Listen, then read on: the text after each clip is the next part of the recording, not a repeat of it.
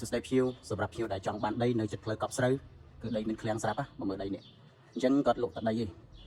ដីនេះគឺមានទំហំ 4000 ការ៉េជាងបាទពីមុនគាត់លក់350តែដោយសារស្ថានភាពគាត់ត្រូវការលក់បាទហើយបងប្អូនដែលទិញគឺទិញសាច់ដីទេមិនទិញសាច់ឃ្លាំងទេឃ្លាំងគាត់ធ្វើឲ្យ free តាមខ្ញុំដឹងឃ្លាំងនេះវាអ្វីដែលគាត់ធ្វើស្របទៅលើផ្ទៃដីជិត 4000 ការ៉េហ្នឹងអញ្ចឹងចង់បងប្អូនគិតលុយទៅ1ការ៉េប្រហែលឃ្លាំងយើងគិតលុយឃើញហ្នឹងបាទចំពោះតម្លៃដែលគាត់ដាក់លក់គឺតម្លៃត្រឹមតែ200ស្ដើងទេហើយបងប្អូនចាប់អារម្មណ៍អាចតាក់ទងមកខ្ញុំមកគឺខ្ញុំផ្សាយព័ត៌មានផ្សាយទីតាំងលម្អិតជូនឲ្យជួបចរចាជាមួយភ្ញៀវផ្ទាល់សំទោសជាមួយម្ចាស់ផ្ទាល់បើមកខ្ញុំមិនទៅតាមរយៈខ្ញុំបាទសូមអរគុណ